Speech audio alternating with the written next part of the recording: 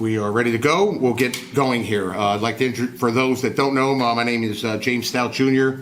I'm the fire chief for the city of Reading, and I'd like to take this opportunity to welcome everybody here to the 40th anniversary remembrance of the tragic YMCA fire that happened on January 28th of 1985. If everybody would please rise, we're going to begin with the Pledge of Allegiance.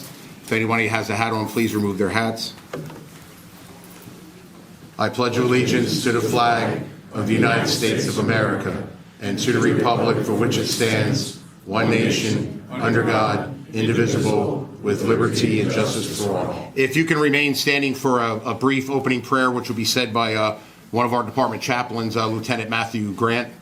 Lieutenant, I know you're back there somewhere.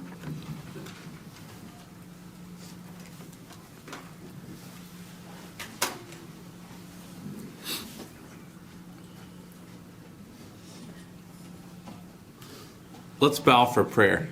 Father God, we come before you this morning as we remember the events of a tragic day 40 years ago. We just want to ask you to be with those speaking today and sharing the accounts from their perspective.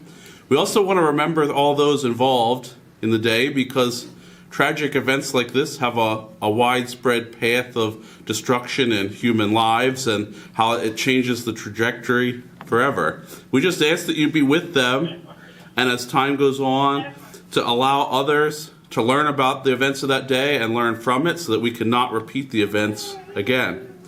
We just ask that you be with everyone here, that we can take away from this what you would want us to. In Jesus' name we pray, amen. Amen. Amen.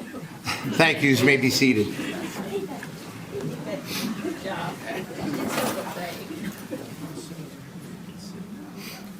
Again, I'd like to welcome everybody here to this event, which has been put together primarily by the museum and the members of the museum team.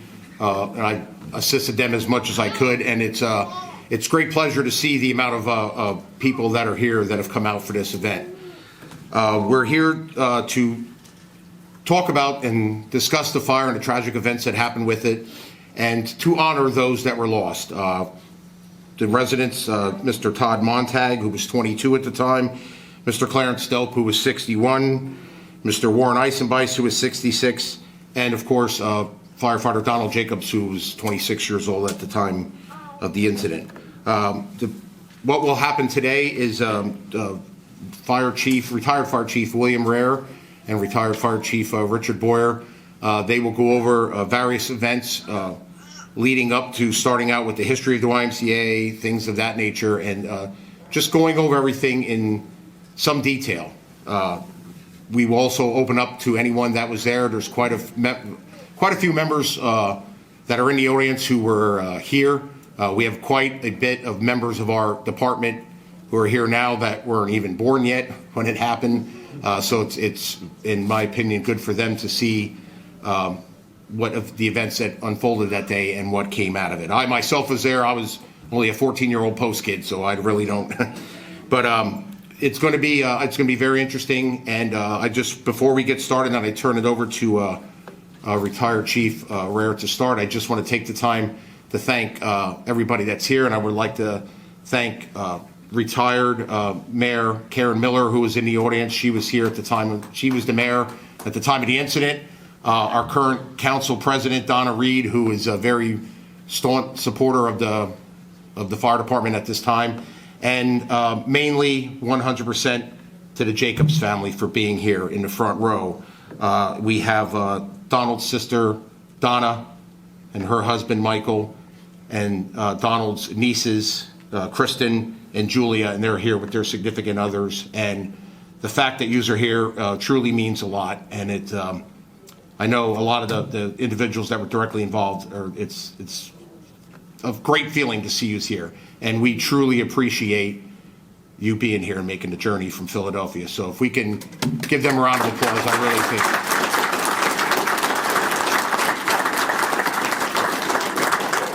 So without further discussion, I'll turn it over to retired Chief William Rare, who will begin the presentation.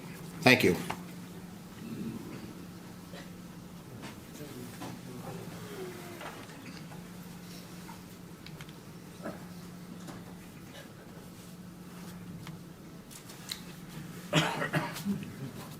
Good afternoon, everyone, and welcome. Our program is divided into 5 parts. One is a brief history of the YMCA, how it came here, how it got here, and what it's become. The second part, we will discuss the renovations that were ongoing at the Y at the time of the fire, and some of the decisions made during those renovations impacted the outcome of the fire dramatically. We'll talk about the fire itself, how it happened, why it happened. We have the epilogue or the aftermath of things that occurred after the fire. And finally, we'll open up the floor to anyone who wishes to speak. As the chief said, we have the survivors, the Jacobs family, that are here today, and I'm not sure if any of them are going to speak, but they're welcome to. We have Terry Royce, who was a volunteer fireman at the time of the fire, was seriously burned, but survived, and I know he's going to speak and share some of his feelings with us. After that, anyone else who would like to speak is certainly welcome to do so.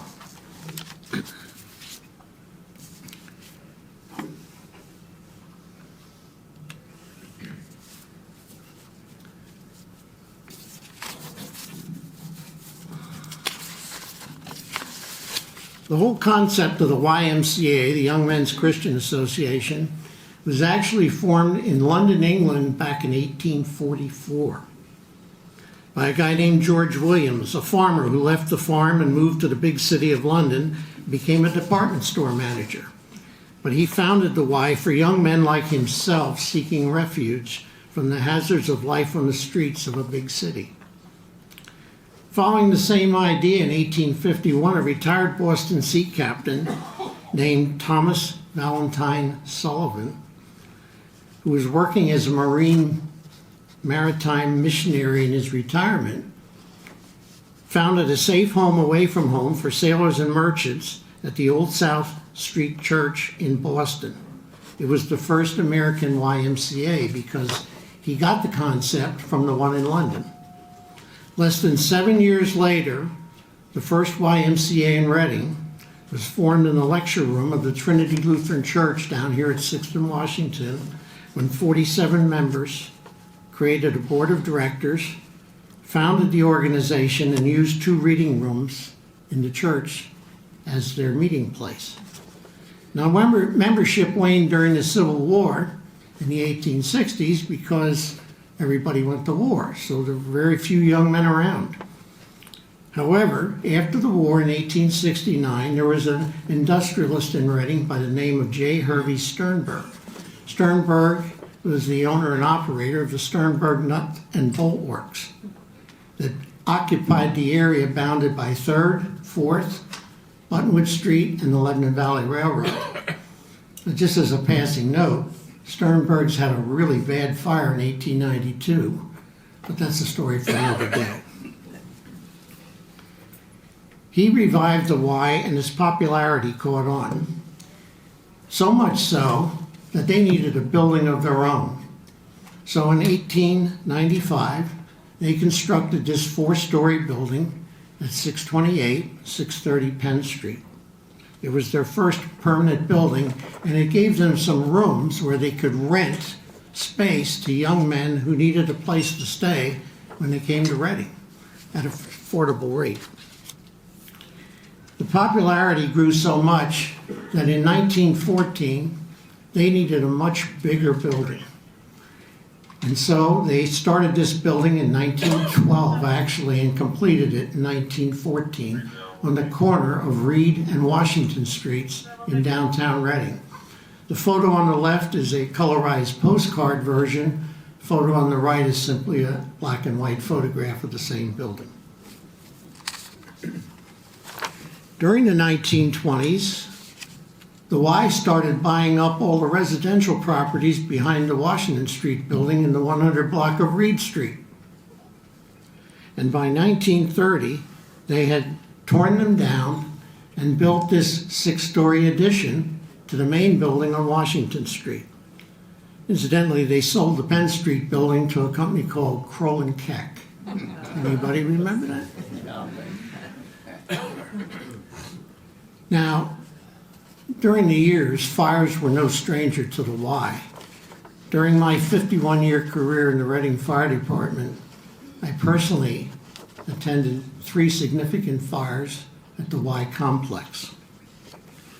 My first year on the job, Christmas Day, I'm sorry, I'm getting ahead of myself. Just real quickly, this is an interesting picture.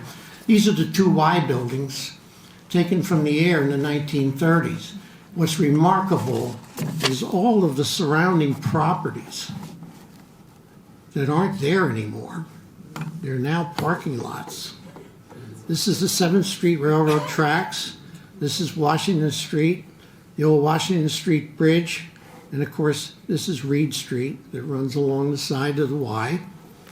There's also a street that was called Vine Street that ran behind the Y. It's not there anymore. It's now a parking lot for Community General Hospital and the Y.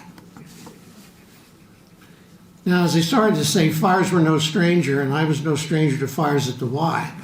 My first year on the job, 1972, as a deputy chief, on Christmas Day I was working, and I responded to this fire on the 4th floor of the Washington Street building.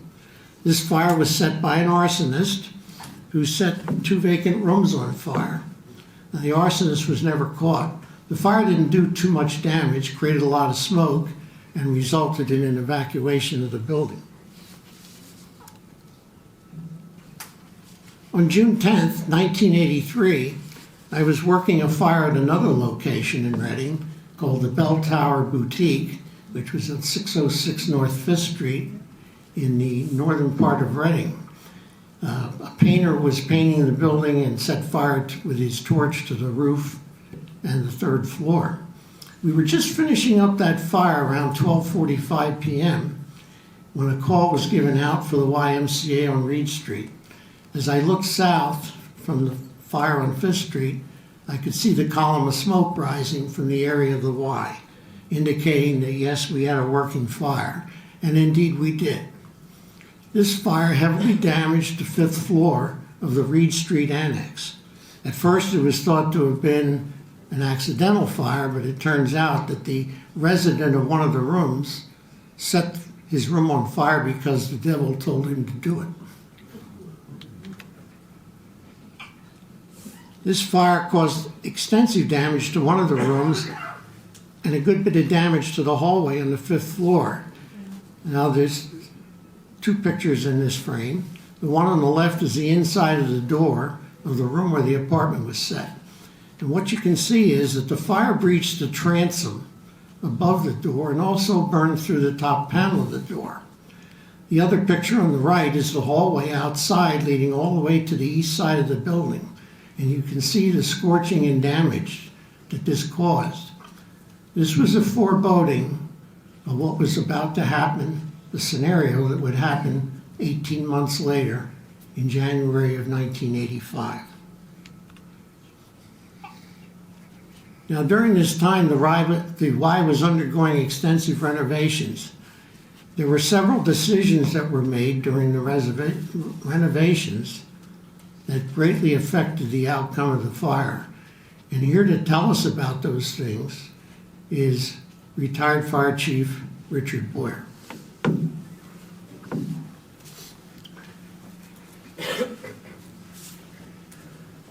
want to advance the slide. Press the center button. All right, thank you.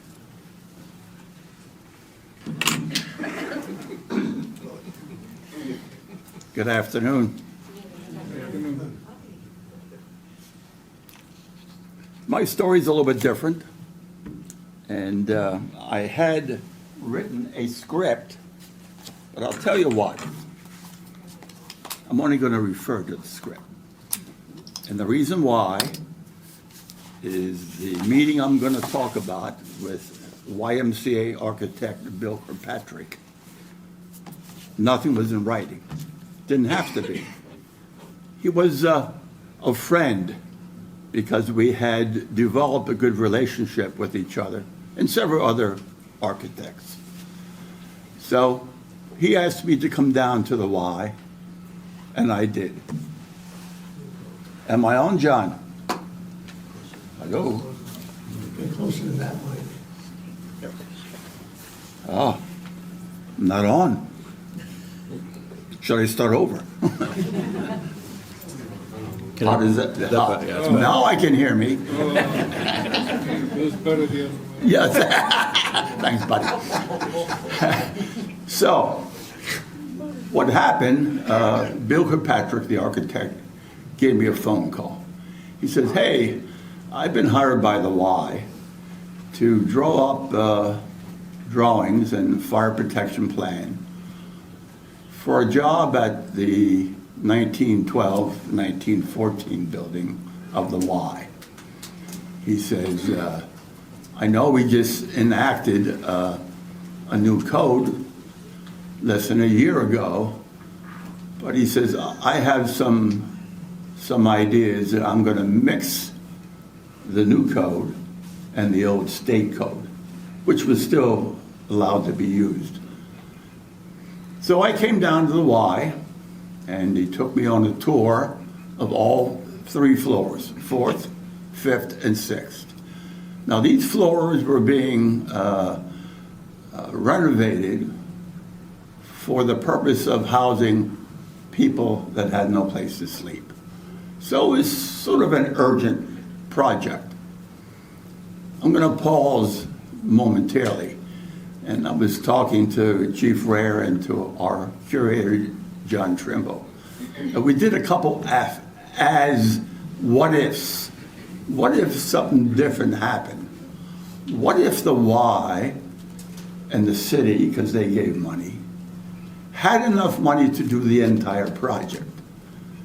Now, when you do a project, you usually don't start at the top and work down. Start at the bottom and you work up. Let's just hypothetically say that they ran out of money by the 3rd floor rather than going 4, 5, and 6. And then the fire occurred. The fire would have been put out by sprinklers, detected by smoke detectors. And it probably could have been handled by what we call a 1-in-1. But that didn't occur. They had to start at the top. They did not have enough money. And I guess they knew that, from the very beginning. So let me get back to the story. So we walked the 4th, 5th, and 6th floors. He reminded me and told me about the main southeast stair tower, which was highly unusual, but not unusual for 1912 design, because the stairway wrapped around the elevator. It was probably only a 2-person or 3-person elevator. It was not that large. And that was a problem. It'd be a problem to any young lieutenant. So, we looked at a couple other things, and he said, well, what do you think? I said, I think you can reduce your costs by a significant number if you would, in fact, change your design from the state requirement of having 2-hour walls and doors on all 4 floors to a 1-hour wall, which is allowed by the Boca National Code. I said, and then you would have to get by the state, sprinkle the entire building. I said, and then smoke detectors and whatever else was added. And he said to me, well, in all due respect, Chief, he says, I don't think so, but I'll go back, redo the drawings, research the code, and come back with a new design. So a couple weeks later, sure enough, I got a phone call. He said, Dick, he said, I didn't believe this. It was more than 2 times less expensive. If I didn't have to do all that work on those 2-hour walls with getting rid of the transoms, new hardware on the doors, smoke-proof the doors with some kind of rubber sealant, whatever he had to do, it was more than 2 times less expensive, even by adding a sprinkler system, which you had to do to get by the local codes, not the state code. So he went back, and that was the result. While we were walking through the last time I met with him, he said, well, what else? Because he always knew there was a what else. The what else was they wanted to remove the fire escape, 1912/1914 fire escape on the east face of the building near Washington Street. I said, no. I said, you have an unusual situation here with that stair tower wrapping around the elevator. So when you come down from the 6th floor, you're going to pass the elevator. You're going to pass it on 5th. You're going to pass it on 4th, all the way down. And the elevators in those days were no more than shafts, and they weren't as protected as they are nowadays. So with a fire escape and a fire door and a panic hardware on the fire door, I said, no, you got to keep that. Well, can the fire escape just stay like it's at? No. I said, you have to, I mean, I don't know the last time it was serviced. So you scrape it, you paint it, and then you do a certified test to certify that it will hold 100 pounds per square foot. Now that's important, as you'll hear later on from Chief Rare. He said, what else? I said, well, there's a bunch of other minor things, but those are some of the important things. I said, because a complete sprinkler system is going to buy you a lot of time. I said, the Boca Code reduced the 1 hour requirement on the doors and walls for a reason. And that's because you're suppressing the fire. And if all of you are familiar, the national average to suppress a fire in that kind of occupancy is no more than 2 or 3 heads. So any localized fire would have been brought under control. Rainbow Fire Company, Engine 1, is just up the street. So you know what that answer is. So to continue with the story, we found out that they did not have enough money to even do the new plan. They could do the new plan for the 4th, 5th, and 6th, but not for the rest of the building. Now, naturally, they had to install the fire pump and the risers to supply the sprinklers on the upper 3 floors. But anything beyond that, anything in the 2 basements, anything on the 1st floor, or the 2nd floor, or the 3rd floor was not done, except we did make them put sprinklers in the stair towers. At that point in time, the stair towers had an option. You did not have to sprinkle them unless that stair tower was supplied by 2 buildings. It didn't matter to us because of the way that existing stair tower wrapped around the elevator.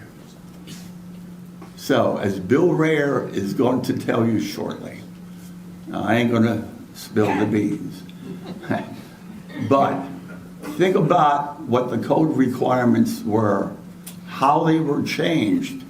And by the way, you may think, well, why did you go meet with him in the first place?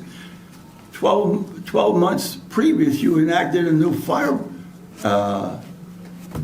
prevention code, and all that stuff would have been covered. Yeah, that's true. I did talk to Karen Miller about this when she came today. I said, don't be mad at me, I said. Back in the day, and I have no idea exactly how they operate now, the plans were reviewed by fire, building, and the 3 trades, being plumbing, electric, mechanical. Everyone had a voice, everyone had to sign off. So there was almost always a variance granted. Do you think the fire department lost most times? Shake your head yes. And how I know that? Before I met with Bill Kirkpatrick that day, I thought through my head, Dick, think about all the mid-rise and high-rise buildings that were constructed in the past, I don't know, let's go back 10, 15 years. Do any of them, during the initial construction, have a complete automatic sprinkler system? What do you think? None of them. Start down Washington Street, Washington Towers. There's a high-rise just across the railroad tracks on Washington Street. You go up to 9th and Washington. You can go wherever you want to go. None of them had a sprinkler system, complete. Some had none, but some, in fact, had marginal, like the basement, as an example. So that was in my mind, and I thought to myself, if we can find a way to convince the architect that going with the plan I had suggested is more beneficial because of this, he won't file a variance. And he didn't. There was other variances for other things along the way, but not for the items I talked about. So as Bill comes on, tells you the rest of the story, think about keeping the fire escape, sprinkling the staircases, and sprinkling the rest of the building. Your own boss.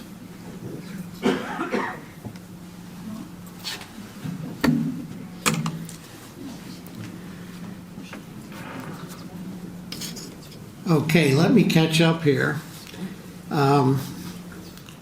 What Richard didn't tell you, and that was part of his lesson plan that I saw, was that before he was a deputy chief, as you can tell by everything he's told you, that he was the lieutenant fire prevention officer and code enforcement officer. So you can tell he's Mr. Code. He had a couple of visuals, and I'm going to go through them quickly.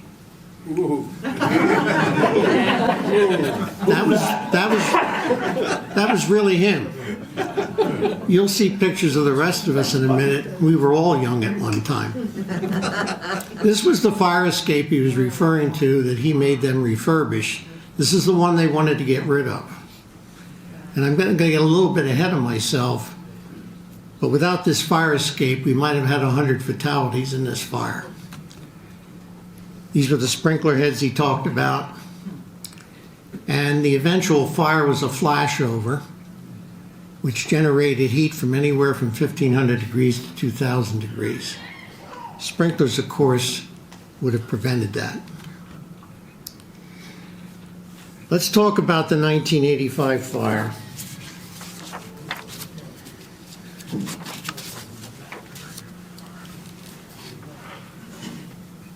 In 1985, the Reading Fire Department was a combination department, meaning we had career people and we had volunteers.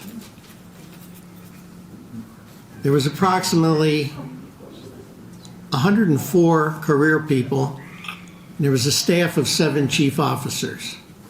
That's us. The first officer is the chief of the department, Charles Schaefer.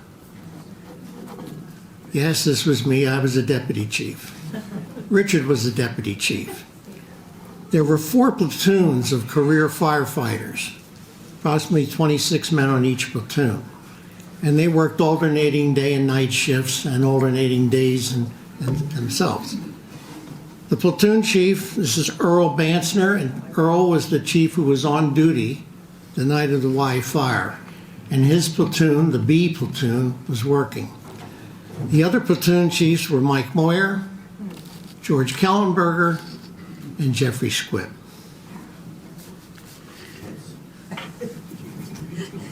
The on-duty complement of 20 career firefighters who were working that night were manning 7 engine companies, 4 aerial companies, a heavy rescue squad, and 2 paramedic ambulances.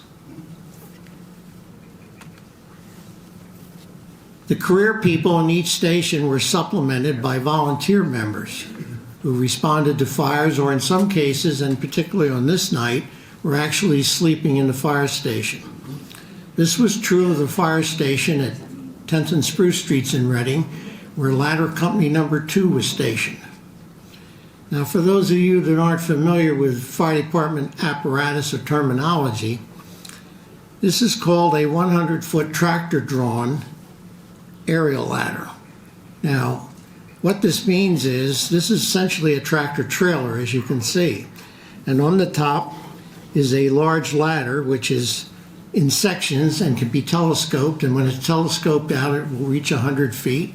And what that means in downtown Reading, it might reach the 8th floor of a high rise. It certainly would have reached the top floor of the Y or the roof of the Y. What's unique about this tractor trailer that sets it apart from anything else is the fact that there's actually 2 drivers. The driver on the front end, of course, controls the gas, the brakes, decides what direction the truck's going to go. But there's also, up on the back, a backseat driver. And that backseat driver can steer the back wheels of the trailer.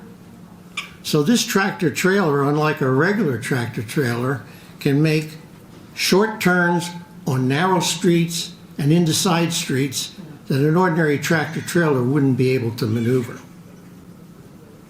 On this particular night, the front end driver of the truck was a career firefighter named Kevin Culp.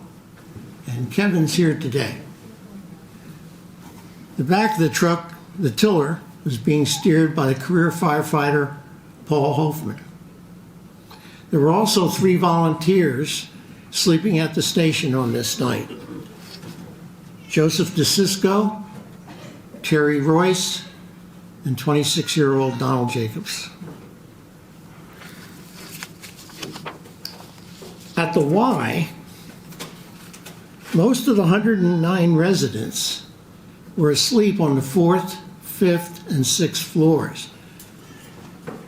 Now, as Richard explained, or maybe he didn't, the 2nd and 3rd floors were not sleeping areas, and they were not areas open to the public, especially at night.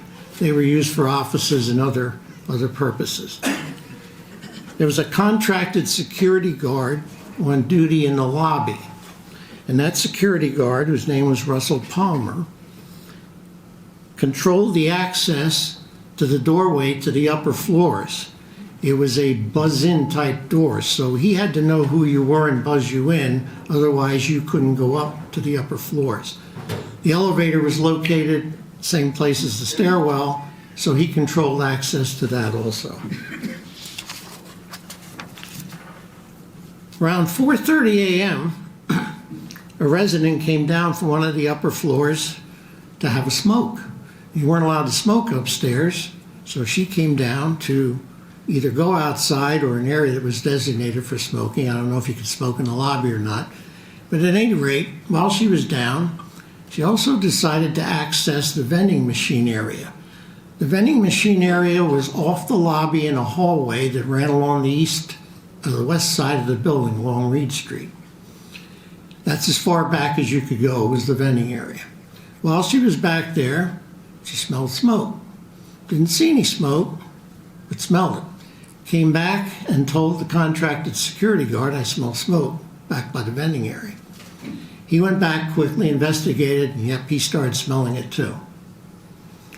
The instructions to the security guard company from the Y was, if you had a problem at night in the off hours, the security guard was supposed to contact the maintenance supervisor. The maintenance supervisor lived in Laureldale, which those of you from this area aren't familiar with, is about a 20-minute drive from the Y at 4 o'clock in the morning. So he contacted the maintenance supervisor. The maintenance supervisor said, "Okay, I'll get dressed and I'll come in." He didn't tell the security guard. evacuate the building. He didn't tell the security guard, call the fire department. And so he didn't. While they were waiting, the smoke started to get worse. So the security guard decided, or somebody told him, I don't know which, you better call the fire department. So he didn't know the 7-digit emergency number in Reading for the fire department. Now, we didn't have 911 yet. 911 didn't come until 1989. Fire dispatching in the city of Reading was done by the Wells Fargo Alarm Company, who was a security company that monitored fire alarms, burglar alarms, and other things, but they were also the dispatch center for the Reading Fire Department. The 7-digit number, 374-44066, he didn't know. So he dialed operator. Now, one time Reading had operators at the Bell Telephone Building at 4th and Washington. But as Bell Atlantic began to reorganize and restructure, they moved the operators to 2 locations, one in Scranton and one in Philadelphia. So if you dial operator in Reading, you either got a Scranton operator or a Philadelphia operator. Well, he got a Philadelphia operator. And he said, I'm the security guard at the YMCA, and I'm smelling smoke. She assumed, the operator assumed he was at a YMCA in Philadelphia. So she transferred the call to the Philadelphia Fire Department's dispatch center at 3rd and Spring Garden Streets. The call taker that took the call, he told him the same thing. And he said, I'm at Reading, Washington. And the call taker said, oh, wait a minute. You're not at Reading, Washington, because they're parallel streets. There is a Reed Street in South Philly. There's a Washington Avenue in South Philly. But he said, well, I'm at the YMCA. Now, there was a YMCA on Christian Street. Christian Street is about a block away from Washington Avenue. So you can start to see what's happening here. The call taker's thinking, this guard just doesn't know what streets he's on. This argument was going back and forth until finally the Philadelphia Fire Department dispatch supervisor got on the phone. And he eventually determined, oh, you're in Reading. He said, we'll notify the Reading Fire Department. Because there was an ongoing problem, because every street in Reading has its sister street in Philadelphia. William Penn laid out Philadelphia, his sons laid out Reading. A lot of similarities. It even went on after the Y fire. I had a fire one night on Buttonwood Street, the 100 block Buttonwood Street in Reading. And when I got there, the people who had called in the alarm were irate. They said, we called 10 minutes ago and you didn't come. I investigated and found out the Philadelphia Fire Department was looking for a fire on Buttonwood Street in Philadelphia. Anyway, while this was going on,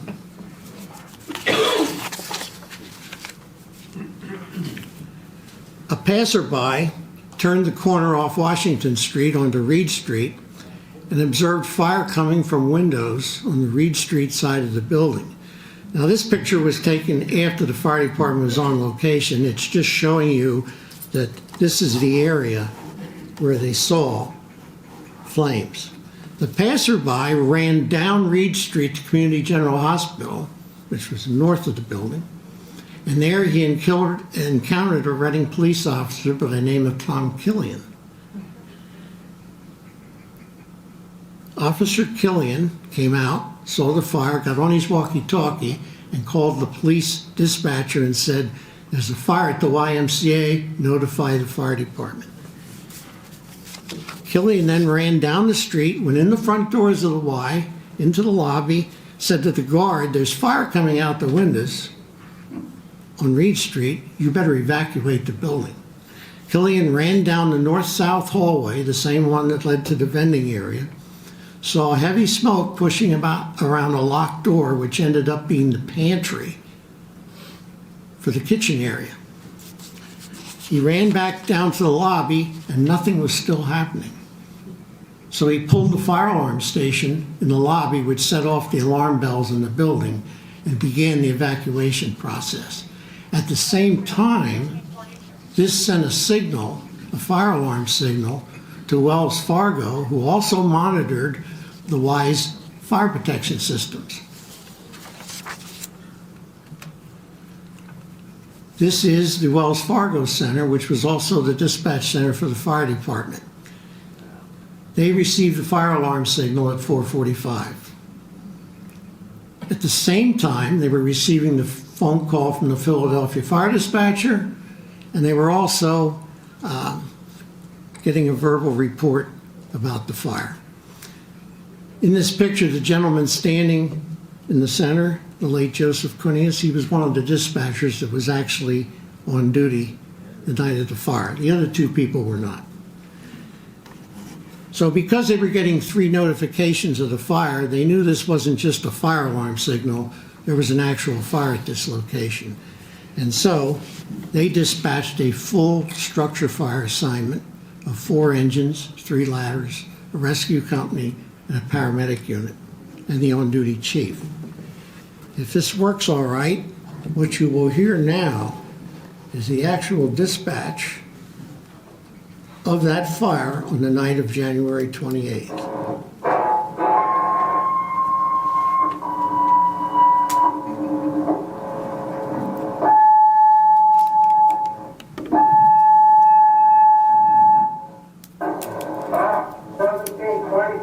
YMCA, Reading Washington Street, for fire. Lot 1726, YMCA, Reading Washington Street, for fire. Section 697 response. Section Engine 5, Engine 9 also response. Engine 5, Engine 9 also response. CTD 407, 0445, Dispatcher 44.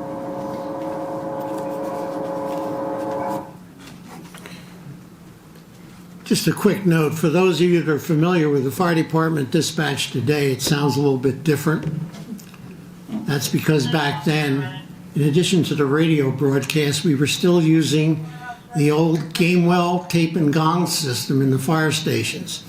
So after that broadcast, the number 1726 would tap out in the station, verifying the location.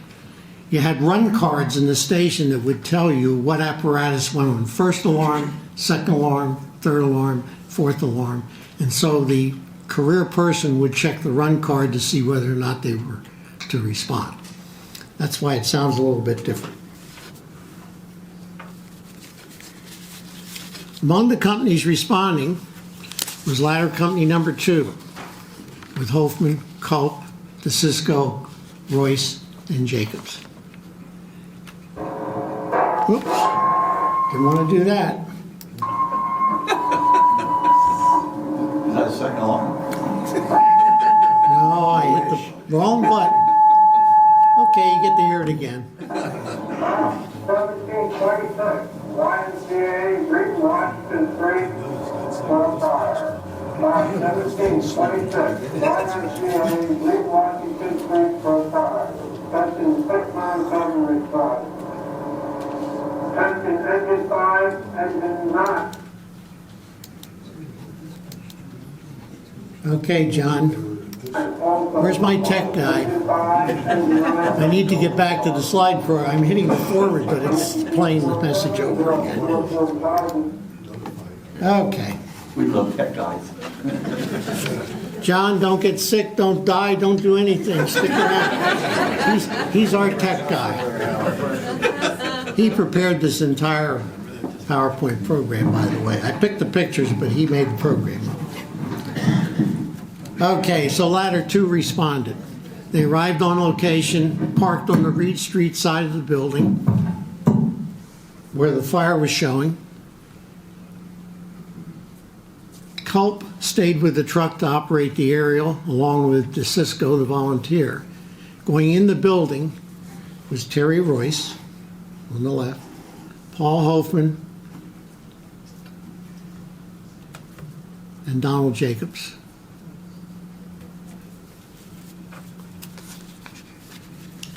The 3 of them went in the building, through the lobby, and up the stairwell. When they got to the landing between the first and second floor, now they were starting to get smoke, but the smoke was banking down from the second floor. And I know Royce thought that was very unusual because they had seen the fire venting on the Reed Street side, so why are we getting smoke banking from the second floor? Well, we'll learn a little bit later why. But at any rate, they decided it's time to put masks on. They put their masks on and started to advance, but the smoke suddenly banked down to the point where they couldn't see their hand in front of their face. Terry lost contact with Donald. And at some point, Donald must have continued up the steps and encountered a civilian, a resident of the building by the name of Todd Montag. So he decided to escort Montag back down the stairwell to the lobby. In the meantime, the fire, which had been back in the pantry, where the smoke was pushing around the door that Officer Killian saw, breached the transom above the door, breached the doorway, and got into the hallway. It intensified with such rapidity that the fire roared down the hallway, the north-south hallway, into the lobby, and the door to the stairwell was propped open by the guard with, of all things, a fire extinguisher.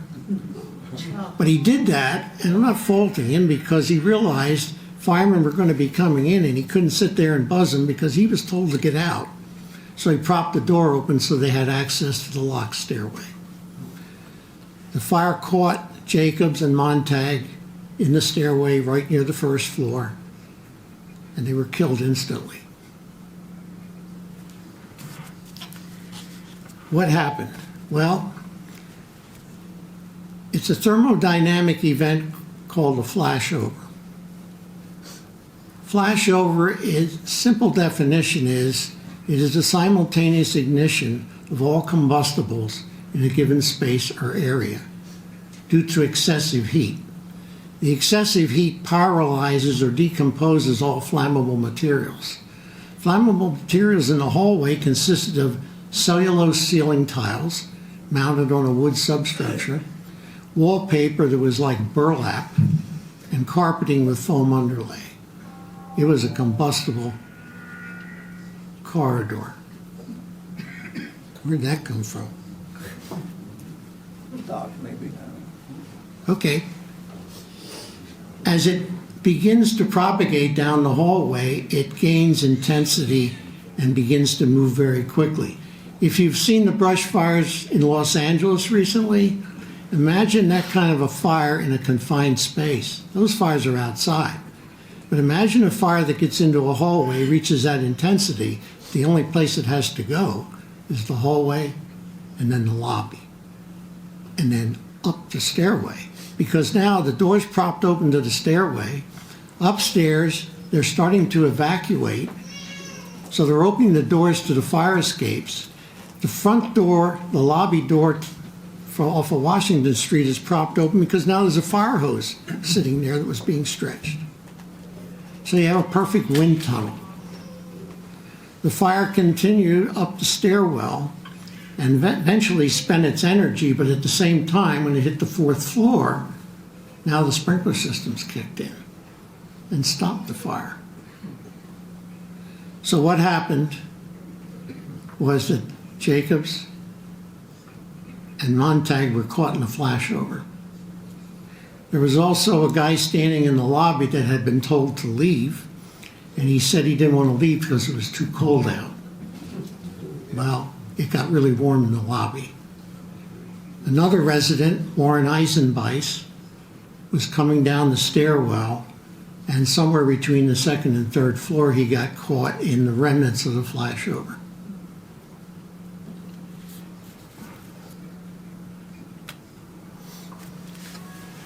This is a diagram of the first floor. The fire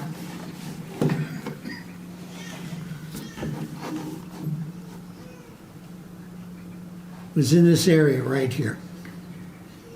This was the doorway that led to the corridor. The corridor went down to, made a left turn into the lobby, over and up the stairwell.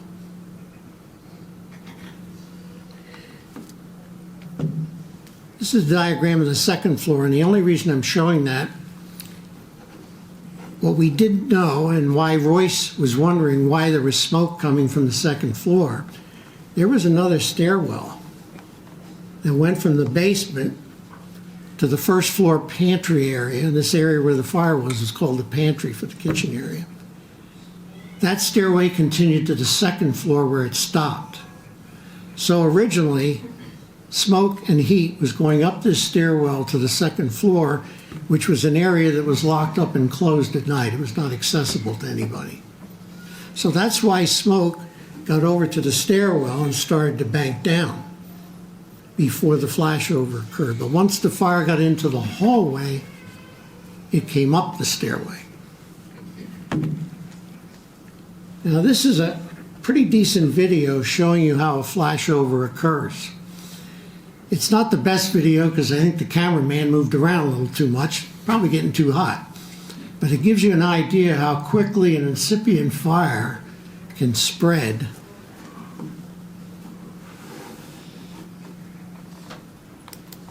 from a room into a hallway.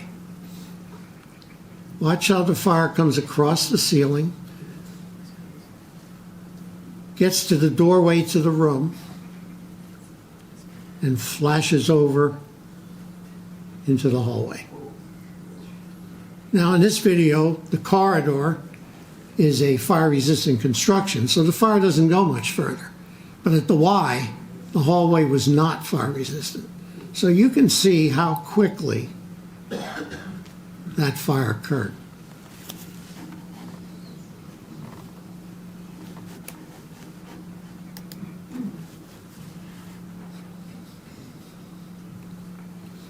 And there's not that much stuff in the room either. But look at the volume of fire.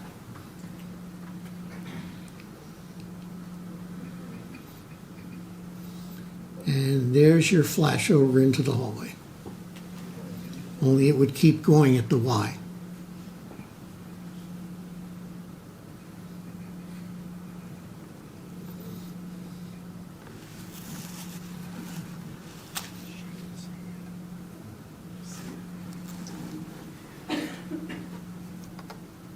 Okay, John, am I going to get out of this? Just click off to the side of the picture.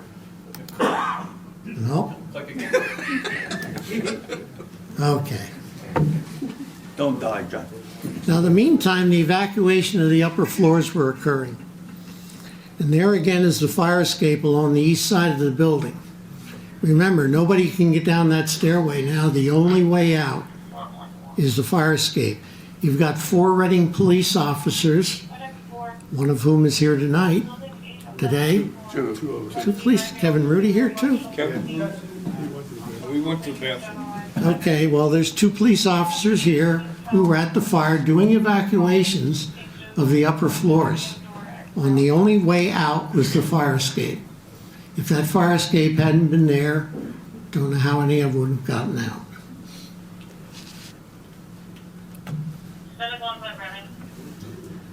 Oh boy. Get my grandchildren here, they'd show me how to do this. This is an actual picture of the hallway outside of the pantry. The pantry would be off to your right, over in this area. Fire came out, breached the doorway. Here's what's left of the cellulose ceiling tiles, nothing. The wallpaper, burlap type construction, very heavy, decorative, and a carpeted floor with foam backing. The fire went down the hallway, and down here it makes a left into the lobby. There's the lobby. This was the reception desk where the guard had been stationed. These are the front doors leading to the outside. Fire came around the corner, through the lobby. Same kind of construction in the lobby plus furniture. And there's a view looking into the lobby from the front doors. That's the criminal investigator gathering information and taking pictures. We don't have pictures of it, but in the lobby, there were some glass-walled rooms held in place by aluminum alloy mullions. those mullions were melted from about the ceiling down to about the 5-foot level. The temperature needed to melt that alloy was 2,200 degrees. So you can imagine the volume of heat that came through that lobby. It was unsurvivable. Even a firefighter with the best turnout gear couldn't survive that. At the same time that all this happened, Hoffman and Royce were on the second floor, going toward the east side of the building. They were caught in part of the flashover. Both of them were seriously burned. Hoffman managed to find the panic hardware on the door that led to the fire escape, pushed it open, fell out onto the fire escape. Royce lost contact with Hoffman, kept going back and forth past the door. Hoffman could see him but couldn't get to him. Finally, he got close enough to the door that Hoffman and police officer Kevin Rudy pulled him out onto the fire escape. Police officer Rudy had 2 pairs of gloves on, but burned his hands when he grabbed Royce by his bunker coat to pull him out on the fire escape.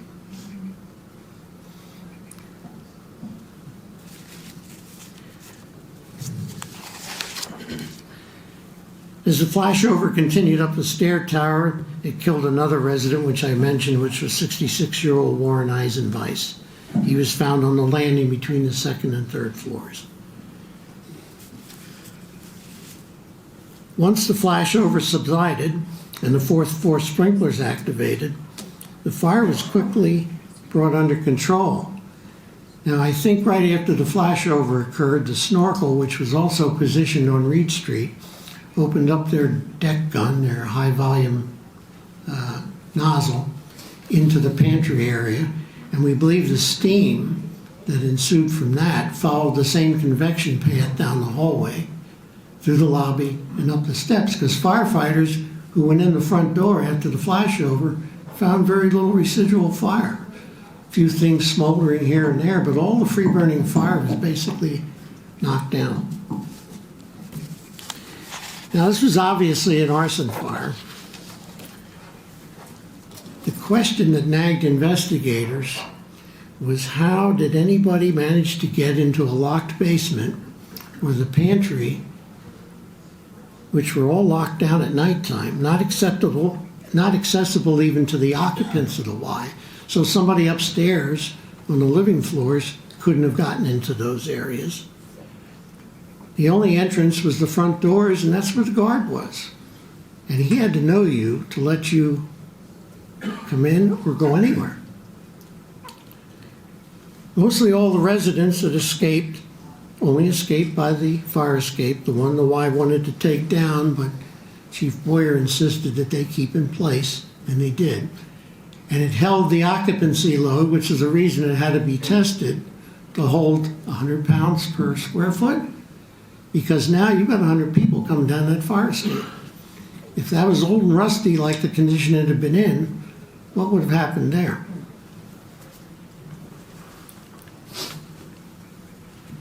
As morning dawned, there was very little outside evidence that such devastation had taken place in the Y. In the left-hand picture, you can clearly see the fire escape on the east side of the building, the one that saved everybody.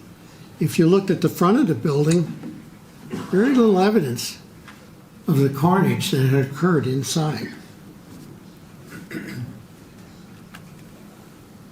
If you went along Reed Street, these were the windows where the pantry was, and you can see there's evidence that fire and smoke had vented from that pantry.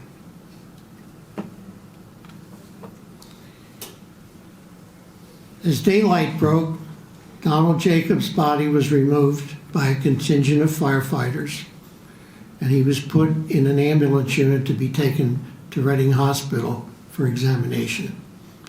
On the right, the coroner's office removed the 3 civilian occupants who had perished in the fire.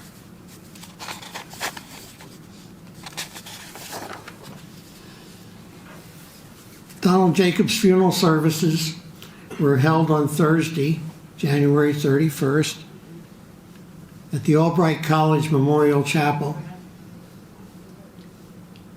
Following the services, his casket was loaded on a city fire engine, and a procession began through the city streets, first going through a ladder arch at 13th and Marion Streets, transported through the rest of the snow-covered streets of the city until they finally passed the Washington Fire Station, which was his home company.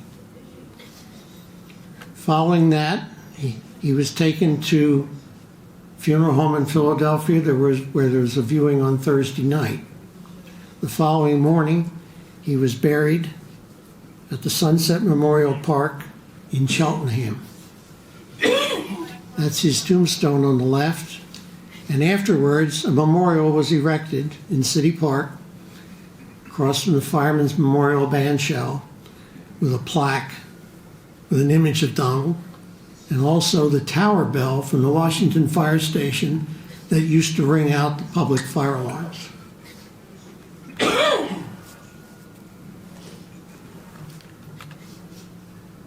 this time, I'd like to observe a moment of silence on behalf of Donald Jacobs and the three civilians, Todd Montag, Clarence Delp, and Warren Eisenbeis.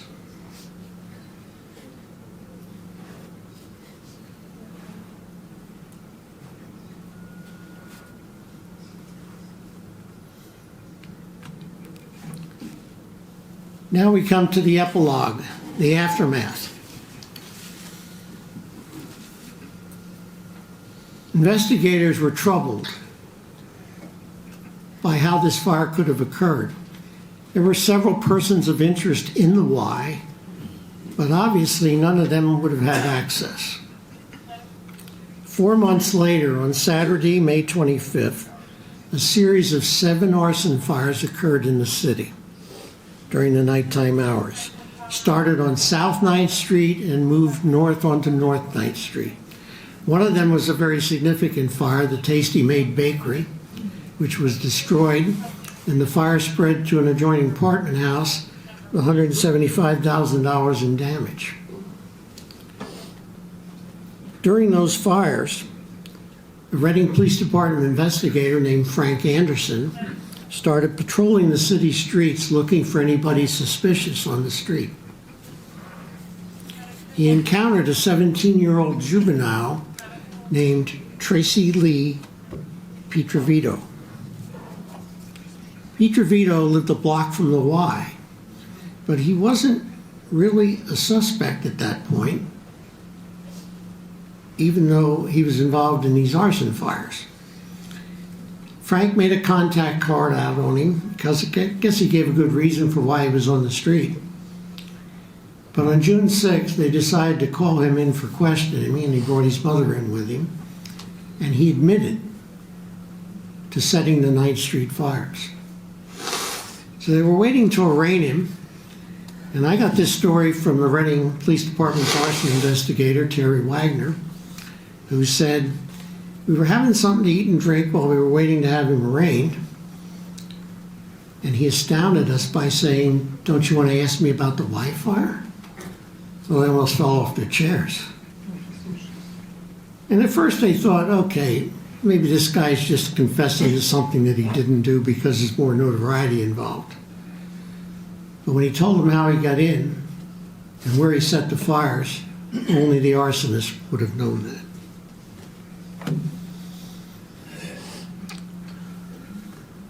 They asked him, how did you manage to get into the Y? He said, well, first of all, I had a fight with my family. He came from a troubled family. He lived a block away. So he's walking down Reed Street, and he passes by this door to the basement. It's actually an emergency exit from the basement. But just for the heck of it, he grabbed the door handle. He pulled it, and the door opened. So he went in. It was cold outside, it was warm inside. But now he's still angry from this big fight he had with his family. So he gets the urge to set fire. So he sets 4 fires in the basement. Fortunately, none of them really managed to get very big. But he went up that stairwell inside, the one that went to the second floor. He went in the pantry and he started a fire there. That's the one that took hold. When he was done, he came back down to the basement, came out the door, and pulled it shut tight. So investigators found the door secured. So who would have known?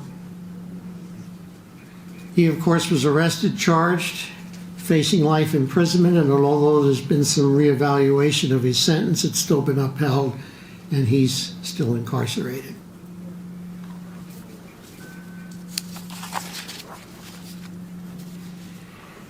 Now, one of the outcomes of this fire was a study done by ST Hudson International, which is a consulting firm. It was done on the behest of the city's insurance carrier, Gallagher Bassett. It was a study of the fire and fire department operations. The study didn't find any fault with the fire department's operations, but they did say you have one really bad liability problem. There are no standards that have been set for your volunteer firemen. There's no standard to become a fireman, and there's no ongoing standard to remain a fireman. Career firemen get periodic training through the fire department's training officer, but your volunteers who are de facto city employees when they're fighting a fire, you don't have any control over them at all. You don't even have records on them. You don't know if they've had training. We honestly didn't know Donald Jacobs' next of kin. So they said, you have to do something about this. At the time, the fire chief said to me, organize a policy requiring standards to become a fireman, a volunteer, and to remain a volunteer. We finally agreed on what we had to first find out was you could join a fire company in the city of Reading by making an application.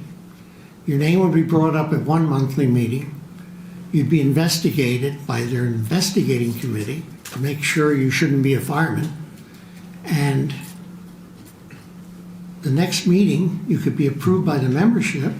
And if the bell hit right after that, you could jump on the truck, go to a fire, and never have handled a hose line in your life. This was the culture of the Reading Fire Department for 200 years. It worked only because most volunteers got training on their own. The fire department boasted a total membership in the 14 companies of 10,000 volunteers. And I've always been fond of saying, thank God they all didn't show up at the same fire, because our span of control as officers would be impossible. There was really a hard core of about 200 volunteers, and Donald was one of them who had gotten training on his own. Yeah, I used to see all these people at fires, but I didn't know what training they had. Donald, I knew, always did what he was supposed to do. So I figured he obviously had training, but did I know that? No. Did the city know that? No. There stood the big liability. So what we decided on was the fire companies had the right, because they are chartered corporations in the state of Pennsylvania, they have the right to elect anybody they want to membership. But we set a policy that once you're elected, in order to fight fires and go on the truck, be on the fire grounds, you have to have the fundamentals of fire training, which is about a 40-hour course. And that course was available throughout Reading and Berks County because there were a number of state fire school instructors who could give that course, and they were held on a fairly regular basis. We grandfathered in everybody who was a member, but we said from here on out, you must also attend a minimum number of training drills every year conducted by the department's training officer. Now, needless to say, This didn't go well with what I call the casual members of the department. The ones who belonged to the social organization or the club that was often associated with the fire stations and often in close proximity. And the only time those people would go to a fire if they were in the club and they jumped on the truck, and they probably shouldn't have. So needless to say, this didn't go down well with them. And I had one guy came to me, and he was really upset. And he said, "You're going to be the ruination of the volunteer fire service." He said, "Don't you realize I have 25 years of experience? I don't need this training." And I said, "Well, let me relate to you what one of my professors at the University of Maryland Fire Service Extension said when he was giving a lecture on continuing education. He said, you're going to have people tell you, oh, I've got 20, 25 years of experience. He said, well, there's two definitions of 25 years of experience. There's 25 years of continuing, accumulating experience where you're constantly training, you're up on the latest techniques and the latest equipment. The other definition is you have 1 year of experience repeated 25 times. I thought that was a good explanation. Of course, the guy I was talking to didn't. And he never did do the training, by the way. And maybe that was the ruination of the volunteer system, but it took 30 years. Because it wasn't until 2015 that Reading disbanded its volunteer system, because there was only a few certified volunteers left. And so now Reading is a fully career department. The rest of the epilogue, Paul Hofman, who was seriously burned, was eventually promoted to a deputy chief. He retired after several years of service, and he passed away of natural causes. Kevin Culp was also eventually promoted to deputy chief. And then he succeeded me as fire chief when I retired in 2010. He has since retired also, and he's with us today.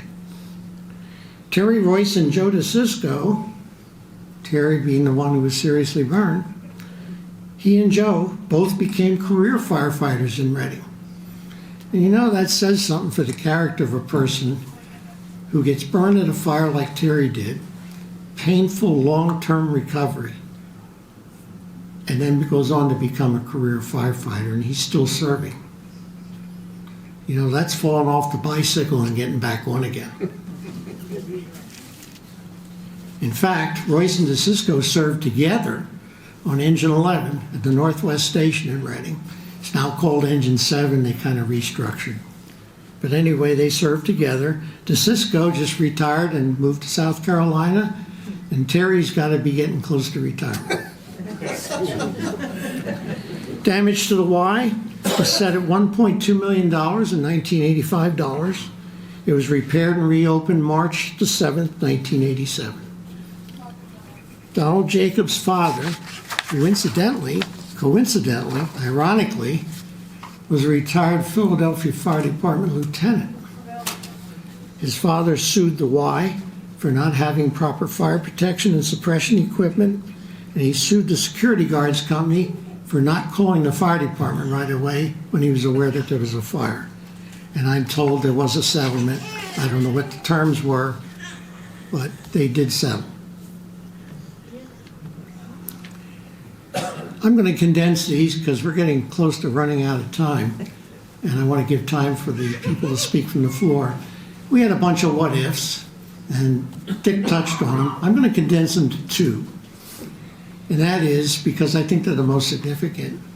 What if the door to Reed Street had been properly secured like it was supposed to be? We wouldn't be sitting here today. And as Richard said, what if they would have been able to sprinkler the entire building instead of just the upper floors? And they did the upper floors, by the way, because that's where people lived. So that's why the decision was made to do the upper floors first. They'd done the whole floor, the entire building. We wouldn't be sitting here. And I suspect that Donald Jacobs might be retiring as a career firefighter by now. So at this point, I'd like to open the floor First of all, if anybody from the Jacobs family would like to come up and speak, we would certainly welcome sharing your thoughts.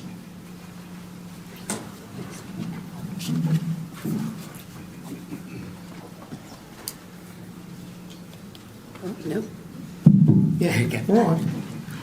This is Donald Jacobs' sister. Yeah, my name is now Donna Brownholtz, and I have my husband and my 2 children and their families with them. And I wasn't prepared to speak, not like speaking in front of people, but I do want to say thank you very much for including us. My family, we're very close, but I grew up as a daughter of a fireman, fire lieutenant. Anyone who knows of your police and fire, that's your second family. And I don't think my family would have gone through this without the support of everyone here at that time, especially Terry.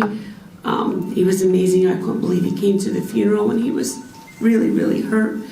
I know that was something that made my father cry. And, realized truly what amazing people Donald was surrounded by. And again, thank you so much for all you've done. This 40-year anniversary is kind of a nice thing because my children, of course, I was only 17 and, wasn't married yet.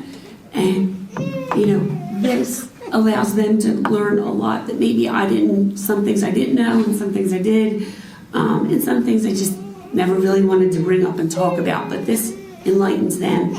And I really, really appreciate you all. Thank you so much.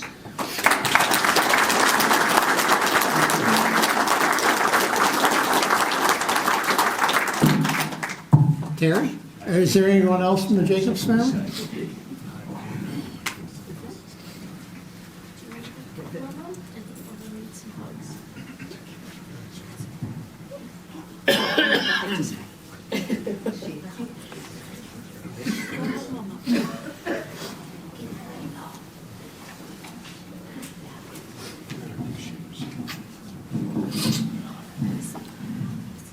This is career firefighter Terry Royce, who was a volunteer at the time, a close friend of Donald's, and was seriously burned in the fire. Thank you all for being here. The biggest thing about this is to honor Donald. He was a close friend of mine, along with others at the station, Joey, Kevin, Hofi. We're always goofing around. I have stuff written out, probably because I'm stuttering now, that's why I'm going to read. You have to understand, Donald was a good person in general, not just as it pertained to the fire service, but with everything.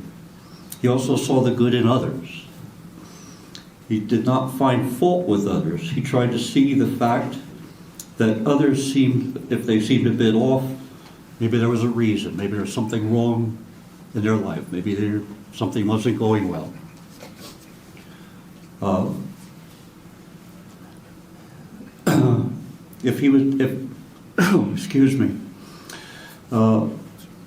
If they were down, Donald would do anything to try and cheer people up. He would do anything to try and help anybody, at any time, with anything. Didn't matter what it was. Didn't matter if it was in the fire service or wasn't the fire service. When you're having a bad day, hit a hard and cold. Donald had a sense of humor, a great sense of humor. He was always joking about things. This quality was especially good.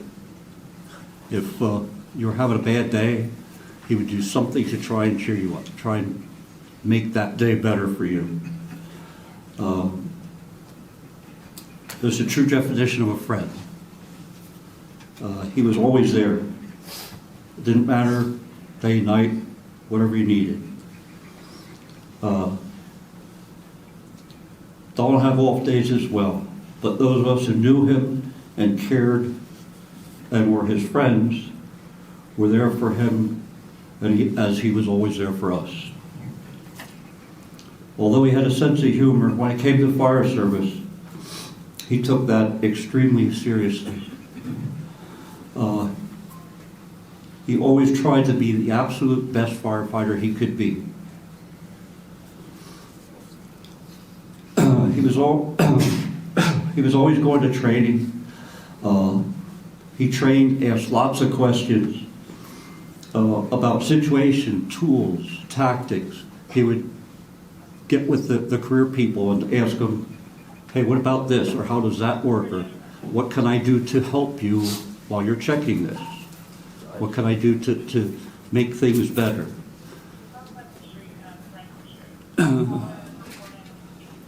He worked with the apparatus after helping check it.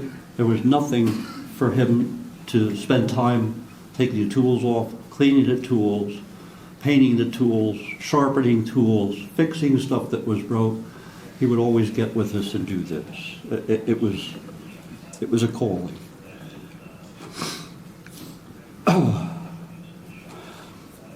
He held his head up high and was very proud to be a firefighter, to be called a firefighter, to be part of the fire service, and to serve in the fire company. As I stated, he was always helping. He would help clean the firehouse, maintain things inside the firehouse as well as the apparatus and the tools. He was at the Washington Fire Company where he was serving the early morning of January 28, 1985 when the YMCA fire occurred. At that point in time, obviously none of us knew that that would be his last alarm. In short, to know Donald was a pleasure, and I and all who knew him got to have that pleasure. It truly enriched our lives as we hoped knowing us enriched his. He will forever be held in the hearts of those of us who knew him and were touched by his presence and, more importantly, by his friendship. He is sincerely missed, and I and all who knew him hope he is resting easy in the fire station that's now in God's hands. Please keep this gentleman in your hearts. He thought the world of fire service, and I think the fire service thinks the world of him and his sacrifice. Thank you.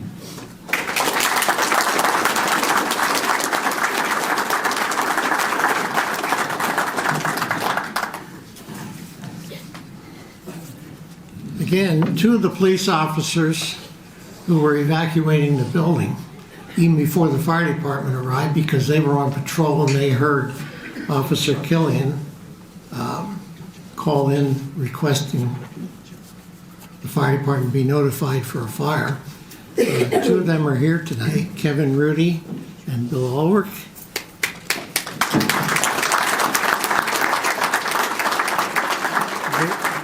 Would either of you like to say anything? I don't want to put you on the spot, but... Okay. Okay, we're good, thank you. Okay, well, You know, I will say one thing, okay? Yeah, I get the mic. You don't need the mic. I always thought a police officer had it tough, and then when I helped these guys out that night, I found out there is no standard to all. I mean, a firefighter put his life on the line every night, just like a police officer does. And accolades to both. Accolades to both. Stay safe.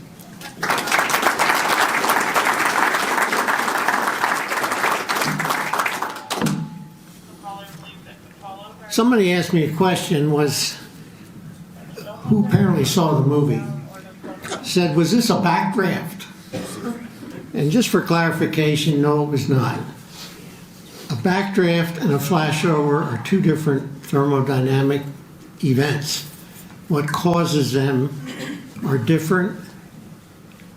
The end results can be similar because if you're a firefighter or anybody that's caught in a backdraft or a flashover, you're in a bad place. But it was not a backdraft. If you saw the movie Backdraft, what they portrayed, and it's one of the warning signs that firefighters look for as a potential backdraft.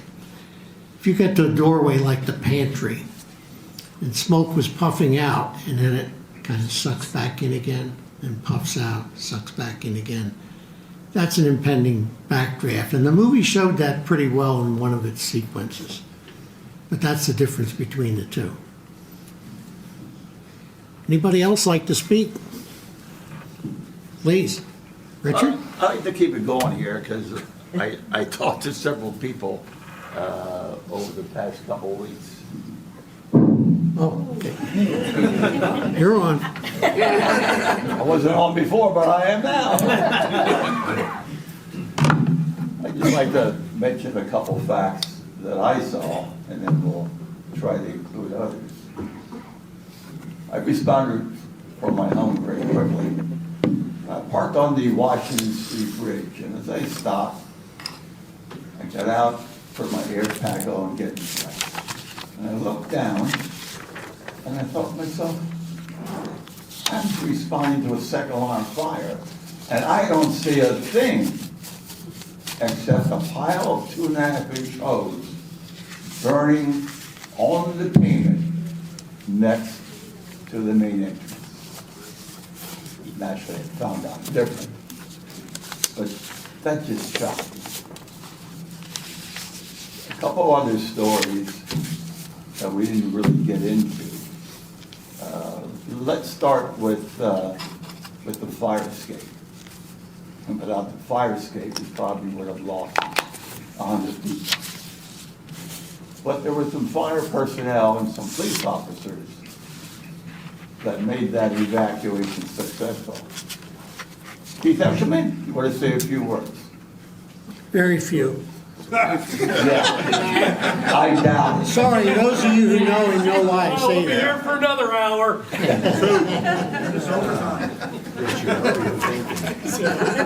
Let me say this, that it's amazing how many people came out for this anniversary. And it's an honor to stand up here and represent the police and fire, the chief officers, which moved on. And when they left a good following. In regards to the fire, I was a United States Marine, home on leave.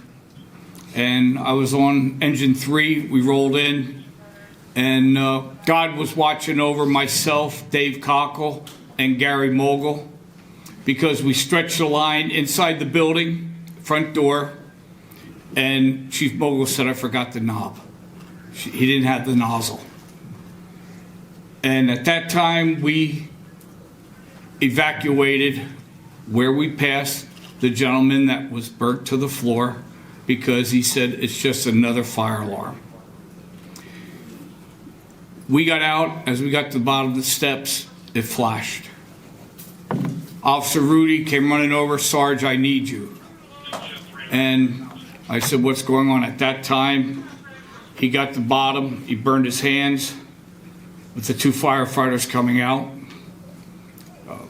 We went up, he said, I have officers and civilians on the fire escape, which they didn't need. Well, they needed it. And Officer Ulrich, Officer Rudy, he was down below because his gloves melted. Officer Ulrich's upstairs. I believe you had 2 or 3 other officers with you. And how many civilians? It was just, fire doesn't care about humans. Smoke doesn't care about humans. This situation should have never happened, but it did, and we learned from it. And if you could take something back to your companies or whatever, respect fire. And once again, they said about the volunteers getting training. And I got in the fire department, like Chief Rare said, I paid my $10 next month. I got my gear and I went on my first fire truck ride, not knowing anything. But that time you had people like firefighter Cole that would work with the volunteers and teach them. That's how you learn. You didn't go to class. Then we went to the state academy and we did things if you wanted to, but you didn't have to. So the whole thing here is knowledge is very important in regards to backdraft, flashovers. You know, don't take it for granted. And once again, I'd like to thank the police officers that were there. This burns into your brain. And I wasn't coming here today. Donald, I was with him at many fire stations. Donald went from different fire stations. Chief Fair, you know that? Chief Boyer, you know that? He went to the juniors. He went here, he went there. He found a home at the Washies. You know, and they took him in. And they taught him everything he needed to know. It was a terrible tragedy. And thank God the Reading Fire Department's angels have been over us on all different situations. And we need the Lord to watch over us as we do our job. God bless and have a blessed day.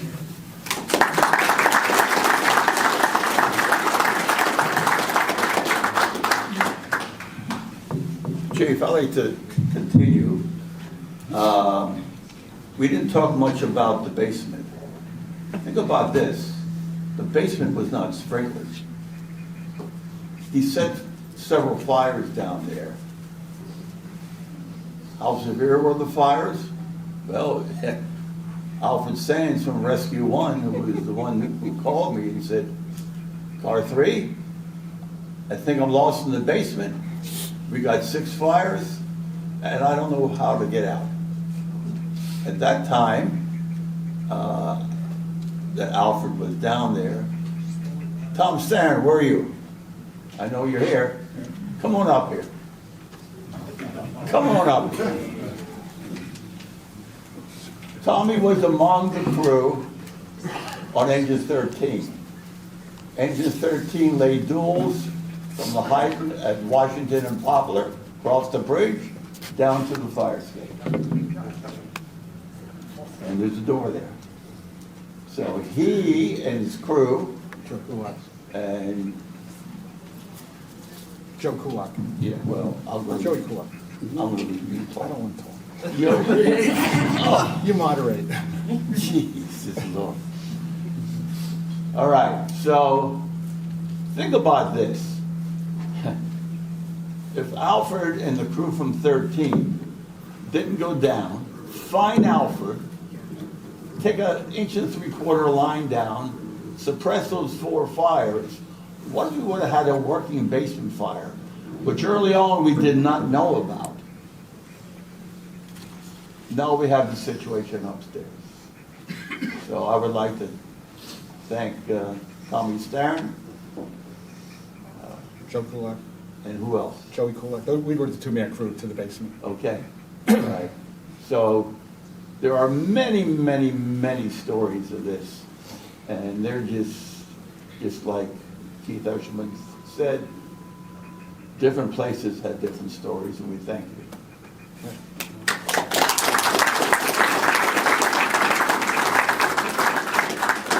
Doesn't anyone else want to talk? You're doing a good job, Jack. No, I know. Did the chief have to leave? Chief Kemery did, yes. That's a shame. Do you want to tell about what Engine 9's crew did?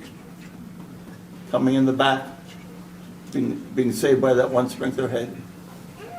Okay.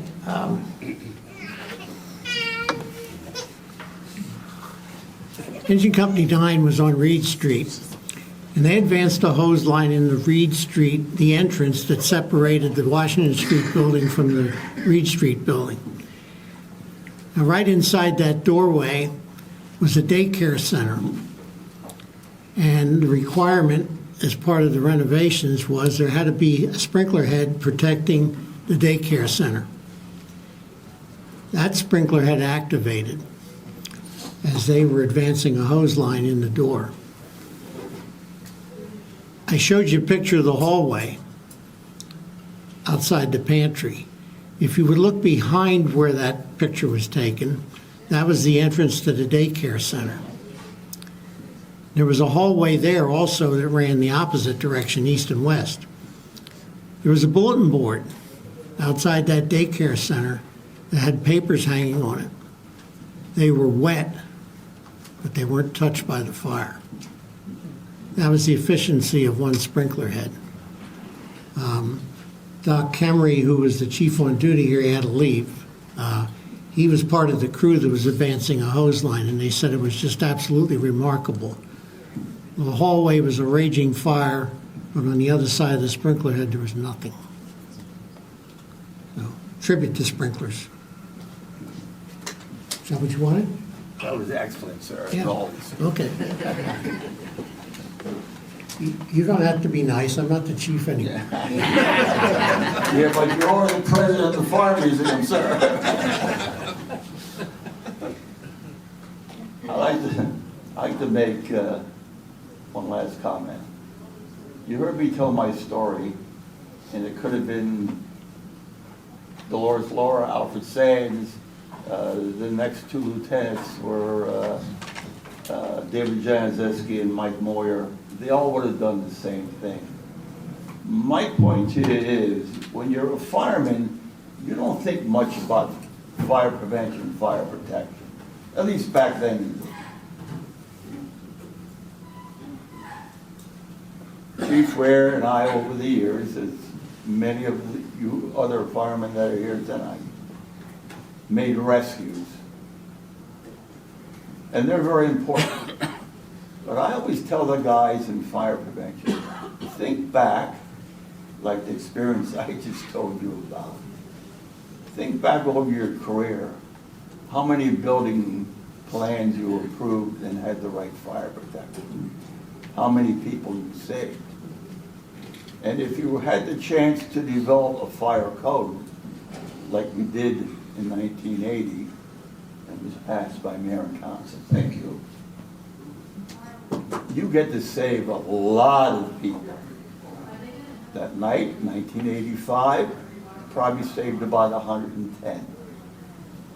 So my hat goes off to all you firemen that are in the fire protection, fire marshal's office, because you are just as important as the guys on the tailboard. And I want to thank you for that. This is evidence of it.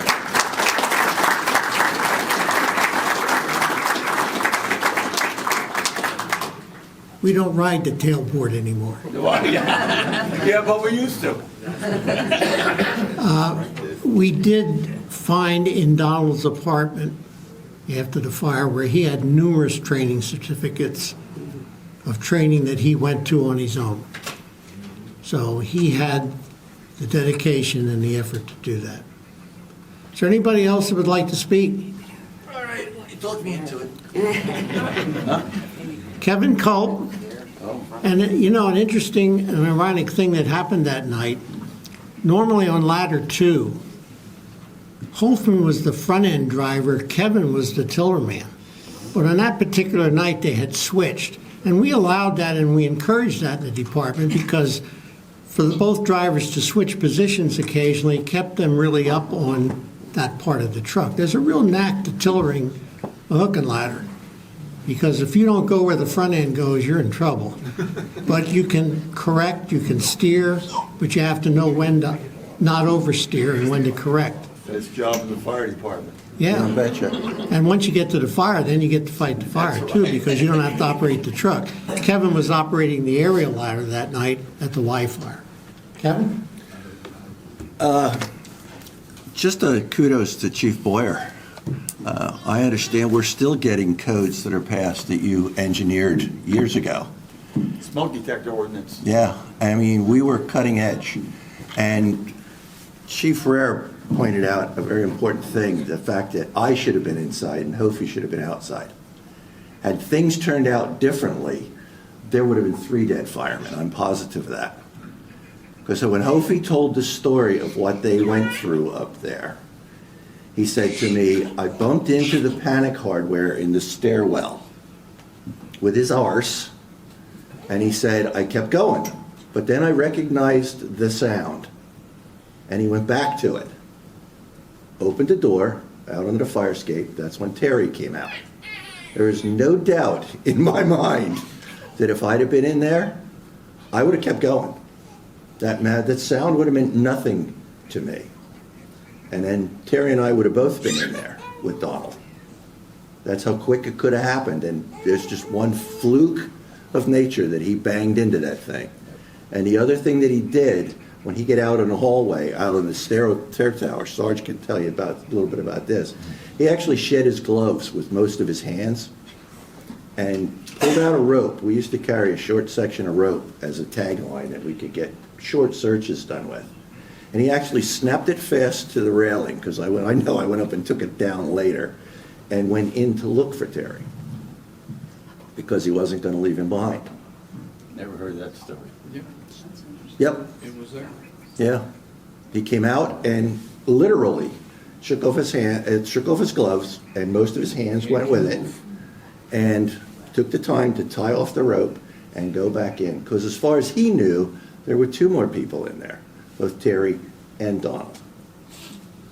So it's amazing how things work. It's really weird. But I'm positive that I wouldn't have survived that. And he's also right. The guy on the back end had the best job in the world. Oh. As Eddie Klinikowski told me, and I'll quote him, you only got to know 2 streets, kid, the one you live on and the one you back in on. The rest of the time, you're following the guy on the front end. That's the first job I had. Thanks for coming, and I'll give this back to the boss.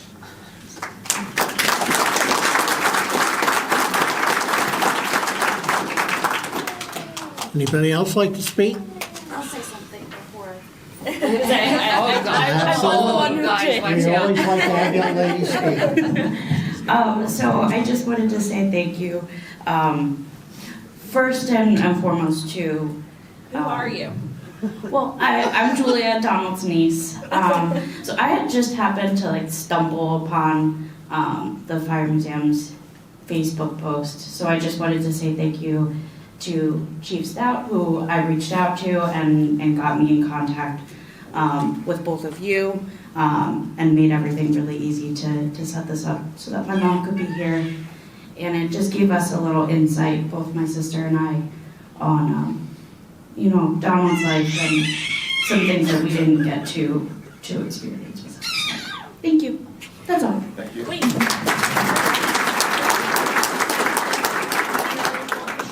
Do you think baby would like to speak? She usually always speaks. Go ahead. Okay, I'll talk. So I'm Donald's other niece, Kristen, and as you have heard, our daughter, Cameron, my mom has recently been sharing little facts about Donald that Cameron does, such as grabbing her little blanket and crinkling it. But I'm going to ask you all to reach out to your local officials, because Tracy is up for parole again, and it was due to a Supreme Court ruling back in, I think, 2017, that if you're under the age of 18, you cannot be jailed for life. Though he was only 2 months away from turning 18, he certainly knew what he was doing.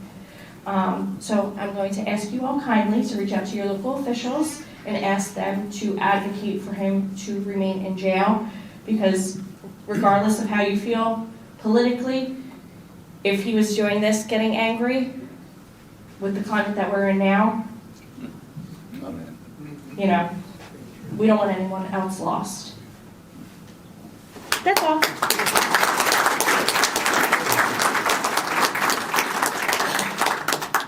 Is there anyone else?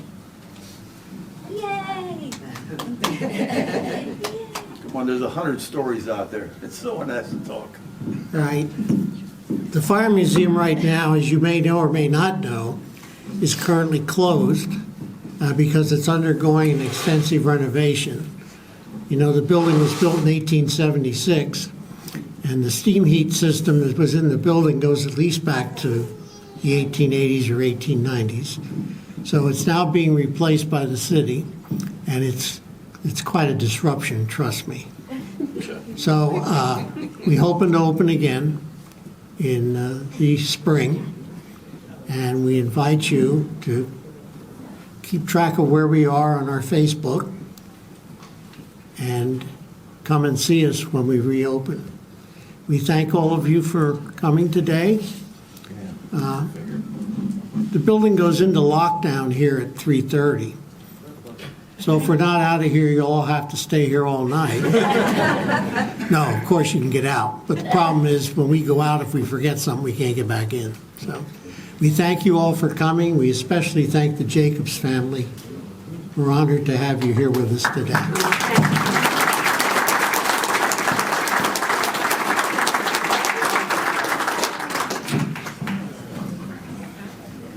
Chief?